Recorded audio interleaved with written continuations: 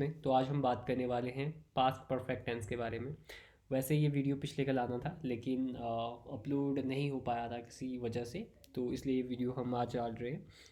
तो आइए सीखते हैं पास्ट परफेक्ट टेंस को और जानते हैं इसके यूज़। लेकिन पास्ट परफेक्ट टेंस को सीखने से पहले आइए एक बार एक टाइमलाइन बनाते हैं। जैसे ये प्रेजेंट है, तो मान के चलते हैं अगर ये काम पास्ट है तो ये उसका पास्ट है, मतलब ये पास्ट है और ये पास्ट ऑफ पास्ट है। तो अगर आप इसकी डेफिनेशन की बात करोगे तो past perfect tense is use to describe action that was completed before another action और टाइम इन द पास्ट। मतलब कि पास्ट परफेक्ट टेंस कहाँ पे यूज होता है? Action that was completed before another action और टाइम इन द पास्ट। मतलब कि जब कोई काम पास्ट में किसी दूसरे काम से पहले हुआ तो उस काम को कौन बताता है? उस काम को बताता है पास्ट परफेक्ट टेंस, राइट। जैसे मान के चलते हैं आज सुबह क्या हुआ। वैसे आप सुबह जल्दी उठ जाते हो, लेकिन आज क्या हुआ कि आज आपके उठने से पहले आपका छोटा भाई उठ चुका था। तो देखो, अब पास्ट में दो काम हुए, एक तो आप उठे तो वो पास्ट हो गया, राइट। लेकिन उससे भी पहले क्या हुआ? आपका भाई उठ गया। तो ये क्या बताता है? ये कौन सा काम बताएगा कि मेरा भाई उठ चुका था मेरे उठने से पहले, राइट। तो जो पहले नंबर पे काम खत्म हुआ, जो पहले खत्म हुआ, तो उसको हम पास्ट परफेक्ट के साथ बताते हैं। तो पास्ट परफेक्ट का स्ट्रक्चर क्या होता है? सीधा आप सब्जेक्ट लगाओगे, सब्जेक्ट के बाद हैड और हैड के बाद थर्ड फॉर्म आती है, राइट। जैसे she had finished her homework. और नेगेटिव में आपको पता है नेगेटिव में क्या करते हैं हम लोग? नॉट लगाते हैं। हैड के बाद नॉट आ जाएगा, तो she had not finished her homework. Interrogative में हम हैड को पहले नंबर पे लगा देते हैं, जैसे had she finished, right, her work. और ये जो हैड ये सबके साथ आता है, राइट। तो मैंने क्या बताया? हैड क्या करता है? हैड थर्ड फॉर्म, इसको हम बोलते हैं past perfect tense. Past perfect tense किसको बताता है? पास्ट परफेक्ट टेंस उन कामों को बताता है जो पास्ट में किसी काम के होने से पहले ख़त्म हो चुके थे। आइए इसके यूजेस को डिटेल में समझते हैं। तो इसका use, action completed before another action past. जैसे when I reached the station, जब मैं स्टेशन पहुंचा। When I reached the station the train had already left. Train क्या कर चुकी थी? ट्रेन निकल चुकी थी। The train had already left, right, when I reached the station. जब मैं कहाँ पहुंचा? स्टेशन पहुंचा। पास्ट, टू पास्ट एक्शंस, जब दो काम पास्ट में हुए। जैसे she had eaten dinner before she went to bed. उसने क्या कर लिया था? उसने डिनर कर लिया था सोने से पहले। Past perfect with by the time और बिफोर आफ्टर के साथ भी यूज़ होता है। जैसे by the time we reached home it had started raining, मतलब कि बारिश शुरू हो चुकी थी जब तक हम घर पहुंचे, राइट। तो ये आपका रिपोर्टेड स्पीच में भी होगा, इनडायरेक्ट स्पीच में। जैसे he said that he had completed the project, right. Unfulfilled wish या थ्रिल्ड कंडीशन, जैसे I wish I had studied harder, काश मैं और अच्छे से पढ़ा होता। इसके सिग्नल वर्ड्स कौन कौन से हो सकते हैं? बिफोर है, आफ्टर है, when, by the time, already, just, yet, till then and up to that time etcetera. तो ये है इसके यूजेस। अब बात करते हैं इसके क्वेश्चंस के बारे में, राइट। पहले एरर वाले क्वेश्चन करते हैं। जैसे शी हैड वेंट। अब देखिए मैंने क्या बताया, जब भी आप परफेक्ट टेंस की बात करते हैं, राइट, वो चाहे प्रेजेंट हो, पास्ट हो, फ्यूचर हो, इसमें हैज़ और हैव रहता है प्रेजेंट में। पास्ट में सेकंड फॉर्म आ जाएगी इसकी हैड। लेकिन ये अपने बाद हमेशा पास्ट पार्टिसिपल देता है, मतलब कि वो वर्ब की थर्ड फॉर्म लेगा। तो क्या यहाँ पे आपको हैड के बाद थर्ड फॉर्म दिख रही है? नहीं, तो ये गलत हो जाएगा, राइट। देखो, दो पास्ट फॉर्म कभी आ ही नहीं सकती है। क्या आप बोलते हो आई वेंट प्लेड क्रिकेट? दो सेकंड फॉर्म साथ में आ ही नहीं सकती है, इसलिए सेकंड फॉर्म ऑलरेडी आ चुकी है, तो एक और सेकंड फॉर्म लगाना गलत हो जाएगा। इसलिए हमें क्या चाहिए यहाँ पे? Third form. So she had gone to the market before her mother came back from office. By the time doctor arrived. देखो, जब तक डॉक्टर पहुंचा तब तक क्या हो चुका था? Patient already died. देखो मैंने क्या बताया, पास्ट में जब कोई काम पहले हुआ उसमें हैड लगाते हैं, तो यहाँ पे क्या होगा? The patient had already died by the doctor came, या doctor arrived. She told me that he had completed the report before the meeting started. देखो मैंने बताया मीटिंग शुरू हुई लेकिन उससे पहले क्या हुआ था, उसने रिपोर्ट बना ली थी, तो यहाँ पे हैड आ जाएगा। When I reached his house, जब मैं उसके घर पहुंचा, he had left for Delhi, right? For 2 hours आएगा यहाँ पे। since और for का यूज़ आपको मैंने पिछली वीडियो में समझा दिया था कि since और for का यूज़ कैसे किया जाता है। The train had already left before we reached the station, right? तो ये वाला बिल्कुल सही है। आइए सेक्शन बी करते हैं, fill in the blanks.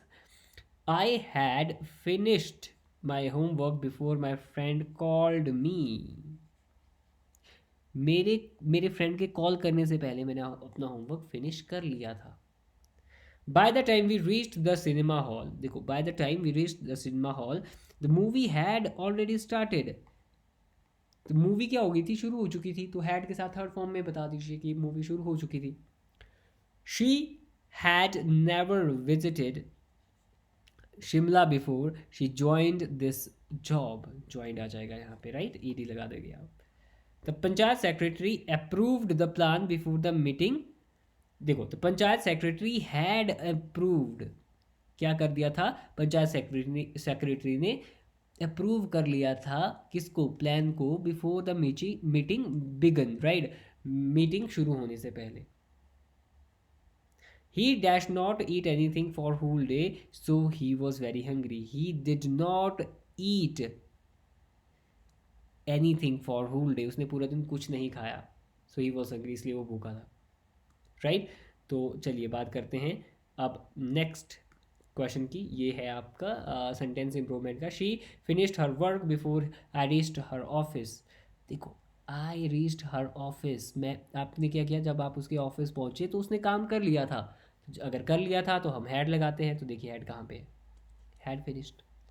When we arrived at the station, तो जब हम स्टेशन पहुंचे, the train already left, नहीं क्या आएगा, the train had already left, भाई ट्रेन जा चुकी थी, पहले ट्रेन जाने का काम हुआ, उसके बाद आप स्टेशन पहुंचे, तो जो काम पहले हो चुका है वो हैड के साथ बताया जाता है, जो दूसरे नंबर पे हुआ वो आपका किसके साथ बताया जाता है, वो आपका सेकंड फॉर्म के साथ बताया जाता है।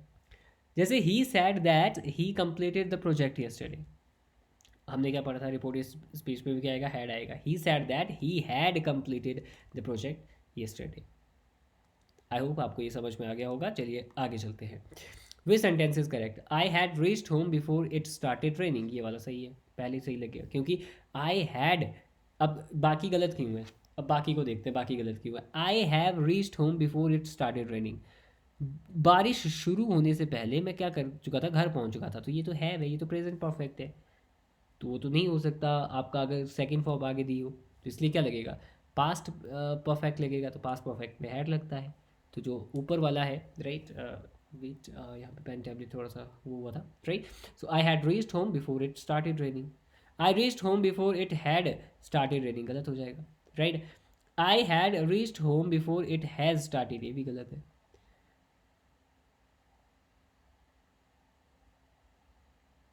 Bye the time the police arrived, right, जैसे ही पुलिस पहुंची, arrived, the thief had, right, arrived, ये बी वाला ऑप्शन सही है, right. Bye the time police arrived the thief had already escaped, जो थीफ थे वो भाग चुके थे। She had lived in this village for 20 years, वो जो है 20 साल के लिए इस गांव में रह चुकी थी, बिफोर शी शिफ्टेड, जब शिफ्ट होने से पहले। तो ये था आपका पास्ट परफेक्ट टेंस, हैड के साथ थर्ड फॉर्म आती है यहाँ पे, इस चीज़ का ध्यान रखना है आपने, राइट। और ये क्या बताता है, कोई ऐसा काम बताता है जो पास्ट में किसी काम से होने से पहले ख़त्म हो चुका था। अब अगर हम past I would say past perfect continuous की बात करेंगे, तो मैं आपको ज़्यादा डिटेल में नहीं बताऊँगा, सिर्फ इतना याद रखना है वहाँ पे कि हैड बीन यूज़ होता है, और हैड बीन के बाद आपका जो काम है उसमें आईएनजी लगता है, और उसके बाद आगे आप सिंस और फॉर का यूज़ करते हैं, राइट। आप क्या यूज़ करेंगे आगे, सिंस फॉर का कॉन्सेप्ट जो पीछे हमने पढ़ा था वही अप्लाई होता है यहाँ पे। सिर्फ यहाँ पे पास्ट परफेक्ट कॉन्टीन्यूस क्यों कहा जाता है, जैसे पास्ट परफेक्ट का हैड आ जाता है और कॉन्टीन्यूटी की आईएनजी यहाँ पे आ जाती है, इसलिए पास्ट परफेक्ट कॉन्टीन्यूस होता है, ये काम बताता है कि वो काम कितने समय से चल रहा है। चलिए आगे बात करते हैं। अब बात करेंगे हम फ्यूचर इंडेफिनिट टेंस के बारे में। तो future indefinite tense is use to express action that will happen in the future. Future indefinite कौन से काम बताता है, फ्यूचर इंडेफिनिट उन कामों को बताता है जो काम फ्यूचर में होंगे। It shows the future plans, ये फ्यूचर के प्लान बता सकता है। प्रिडिक्शंस बता सकता है, प्रोमिसेस बता सकता है, राइट, थ्रेट्स बता सकता है, ऑफर बता सकता है, स्पॉन्टेनियस डिसीजन बताएगा। इसके अगर हम स्ट्रक्चर की बात करें तो सब्जेक्ट के बाद विल और शैल का यूज़ किया जाता है। हालांकि यहाँ पे एक चीज़ याद रखने के लायक है कि जो स्पोकन इंग्लिश है उसमें सभी सब्जेक्ट के साथ विल का यूज़ किया जाता है, वो चाहे आई हो वी हो। लेकिन अगर आप एग्जामिनेशन पॉइंट ऑफ व्यू से देखेंगे तो आई और वी के साथ अभी भी शैल का यूज़ किया जाता है, बाकी आप सबके साथ विल का यूज़ किया करते हैं, राइट। वैसे तो स्पोकन इंग्लिश में शैल को रिमूव कर दिया गया है, आई और वी के साथ भी हम लोग क्या यूज़ करते हैं, विल ही यूज़ करते हैं, शैल स्पोकन में यूज़ नहीं करते हैं। जैसे she will go to Delhi, वो दिल्ली जाएगी। She will not go to Delhi, मैंने क्या बताया, जब भी आप नॉट लगाते हैं तो विल और शैल के बाद नॉट लगाइए, क्योंकि जो टाइम वर्ड है उनके बाद ही नॉट आता है, जो हेल्पिंग वर्ब होते हैं उनके बाद नॉट आता है। तो विल और शैल को पहले नंबर पे लगा दिया जब क्वेश्चन पूछ रहे हो, will she go to Delhi, right. तो will is use with I, you, he, she, सबके साथ लगता है। लेकिन मैंने क्या बताया, एग्जामिनेशन पॉइंट ऑफ व्यू से अगर आपको शैल का ऑप्शन दिया हो और वहाँ पे आई हो, राइट, तो वहाँ पे अगर ऑप्शन है I dash go market tomorrow, मान के चलते ये वाला ऑप्शन आपको दिया हो, I dash go market tomorrow, तो अगर ऑप्शन में दिया हो विल शैल, राइट, अगर मान के चलते ऑप्शन में दिया है विल शैल विल बी,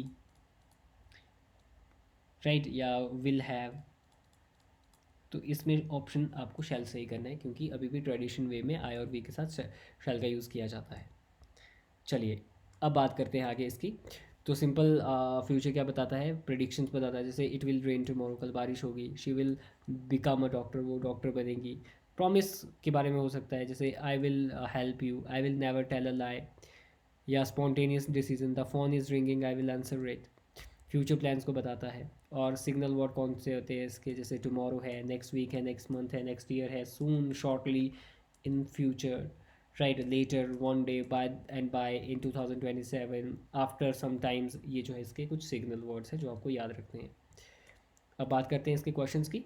देखो शी शैल, मैंने क्या बताया, शैल कहाँ पे यूज़ होता है, आई और वी के साथ, लेकिन यहाँ पे किसके साथ यूज़ किया गया है, शी के साथ, तो ये गलत है। और दूसरा आगे देखिए, एक बहुत बड़ी मिस्टेक की गई है, जब भी आप विल और शैल यूज़ करते हैं ये मॉडल वर्ब्स होते हैं, और जितने भी आपके मॉडल वर्ब्स हैं उनके बाद डायरेक्टली बेस फॉर्म यूज़ की जाती है, मतलब फर्स्ट फॉर्म यूज़ की जाती है। तो शी शैल गोज नहीं होगा, शी विल गो होगा यहाँ पे। आई विल डेफिनेटली हेल्प्स, देखो फिफ्थ फॉर्म लगी है, हमें फर्स्ट फॉर्म चाहिए। फिफ्थ फॉर्म मतलब जैसे हेल्प को ही ले लेते हैं, जैसे हेल्प है, सेकंड फॉर्म क्या होती है इसकी, helped, third form helped, fourth form किसको बोलते हैं, जहाँ पे हम आईएनजी लगाते हैं, हेल्पिंग, राइट। और फिफ्थ फॉर्म जहाँ पे एस और एस लगता है इसको हम सिंगुलर फॉर्म भी बोलते हैं, हेल्प्स। लेकिन हमें क्या चाहिए, हमें चाहिए इसके बाद फर्स्ट फॉर्म, लेकिन यहाँ पे कौन सी फॉर्म लगी है, फिफ्थ फॉर्म लगी है, तो ये गलत हो जाएगा। दे शैल, यहाँ पे भी गलत हो जाएगा। दे विल नॉट, कम्स नहीं, कम हो जाएगा। द गवर्नमेंट विल अनाउंसड नहीं होगा, अनाउंस होगा, right. We will be reach नहीं होगा, वी विल रीच होगा, क्योंकि बी कहाँ आता है, कॉन्टिन्यूटी में आता है और उसके बाद आई लगता है, वो हम आगे पढ़ेंगे। जैसे नेक्स्ट है आई विल हेल्प यू, लगा दो आई विल, या आई शैल हेल्प यू भी हो सकता है, right. The train will leave, she will not attend, will you join, right, don't worry, I will talk to the panchayat secretary, या I शैल हो सकता है यहाँ पे। यहाँ पे वी शैल भी बोल सकते हैं आप, क्योंकि यहाँ पे एग्जामिनेशन पॉइंट ऑफ व्यू से अगर आप देखें, अगर शैल ऑप्शन दिया है तो शैल भी आ सकता है यहाँ पे, ठीक है। I shall help you, the train will leave, क्योंकि टुमारो, देखो आगे वाले वर्ड्स देखने हैं आपने, right. She will not attend the meeting because she is ill, वो मीटिंग अटेंड नहीं करेगी क्योंकि वो बीमार है। नेक्स्ट वीक यहाँ पे दिया है, तो ऑब्वियसली बात है फ्यूचर की बात की जा रही है, राइट। तो चलिए आगे चलते हैं। अब है सेंटेंस इम्प्रूवमेंट, राइट। आई शैल वेंट, देखो नहीं हो सकता, आई शैल के बाद हमेशा गो लगेगा, आई शैल गो, तो फर्स्ट ऑप्शन सही है। ही विल कम्स, फिर से वही गलती कर दी, ही विल कम्स नहीं होगा ना, विल के बाद फर्स्ट फॉर्म आती है, he will come. Next year the government will build नहीं होगा, first form will build, right. अब बात करते हैं आगे। आगे जो हमारे पास है वो है MCQs में विच sentence is correct. She will comes पहले गलत है क्योंकि विल के बाद एस नहीं आ सकता। सी देखते हैं, शी शैल कम्स, ये भी गलत है। राइट, शी विल कमिंग, ये भी गलत है। सेंटेंस क्या बचा हमारे पास, B she will come tomorrow, क्या शी के बाद विल है, जी बिल्कुल है। राइट, विल के बाद फर्स्ट फॉर्म है, बिल्कुल है। टुमारो फ्यूचर की बात की गई है। I promise I dash you again, right, I promise I shell never cheat again. क्यों?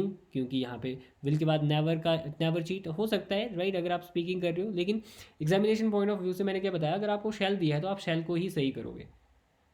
यहाँ पे शैल तो दूसरे नंबर पे भी दिया था, लेकिन यहाँ पे चीटेड दिया था ना, तो चीटेड नहीं हो सकता, right. She will never cheated नहीं हो सकता, तो शैल नेवर चीट होगा। The principal said that exam will start next Monday.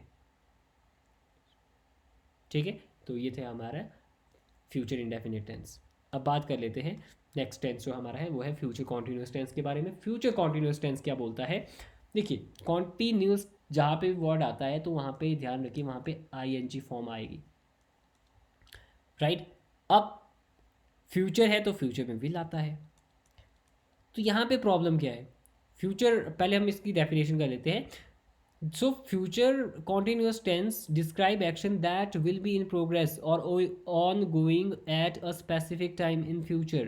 जो एक स्पेसिफिक टाइम में फ्यूचर में हो रहे होंगे वहाँ पे हम फ्यूचर कॉन्टिन्यूस टेंस का यूज़ करते हैं। इसका पैटर्न बहुत सिंपल है। आप क्या करते हो, आप यहाँ पे सब्जेक्ट के बाद विल भी यूज़ करते हो और वर्ब के साथ ING लगाते हो। सब्जेक्ट विल बी नॉट, अगर आप नेगेटिव बात कर रहे हो तो क्वेश्चन में विल को आप पहले नंबर पे लगा दोगे। जैसे आई विल बी वर्किंग या आई शैल बी वर्किंग भी आप यहाँ पे बोल सकते हो, राइट। नेगेटिव में क्या बोला, I shall not be working, right. Shall I be working, you will be working, you will not be working. बहुत सारे क्या गलती कर देते हैं, वो बी के बाद नॉट लगा देते हैं। You will B not working नहीं, विल और बी के बीच में आएगा। अब ये समझते हैं कि ये विल के बाद बी क्यों लगाया है, इसको लगाने की क्या ज़रूरत थी। देखो, जो आपका कॉन्टिन्यूस टेंस है उसकी पहचान है ING, लेकिन फ्यूचर में विल लगता है, और विल की पहचान है कि ये अपने बाद फर्स्ट फॉर्म देता है, लेकिन कॉन्टिन्यूटी की पहचान है वो ING लेता है। तो विल के बाद ING फॉर्म नहीं आ सकती, वो ग्रामेटिकली इनकरेक्ट हो जाएगा, इसीलिए आप बीच में क्या लगा देते हो, आप बी लगा देते हो, राइट। तो इसीलिए हमें बीच में बी लगाना पड़ता है। अब देखिए, विल के बाद बेस फॉर्म भी आ रही है और इसके बाद आप ING भी कॉन्टिन्यूटी की सेंस भी दे रहे हो, राइट। तो अगर हम इसके एग्जांपल देखें, जैसे सिंपल फ्यूचर में क्या लगता है, विल लगता है, विल के बाद फर्स्ट फॉर्म लगती है, जैसे आई विल वर्क टुमारो। लेकिन जब कोई काम फ्यूचर में चल रहा होगा, जैसे आपने बोला कि आप आज रात को 3 बजे क्या कर रहे होंगे, तो आपने बोला मैं सो रहा होऊंगा, कुछ कर रहे होंगे ना, जो ऑलरेडी आपने शुरू कर लिया होगा फ्यूचर में लेकिन ख़त्म नहीं किया होगा, प्रोग्रेस में होगा, तो आपने बोला आई शैल बी स्लीपिंग या I will be working at 9 AM। यहाँ पे ध्यान रखिएगा, आप shall be examination point of view से देखोगे इसको, राइट। वैसे विल बी भी होता है, उसमें कोई गलत बात नहीं है, लेकिन अगर शैल ऑप्शन दिया तो शैल ही आएगा। तो ये था हमारा फ्यूचर कॉन्टिन्यूस टेंस, राइट। तो ये हमारे टेंस थे जो हमने आई वुड से आज पढ़े।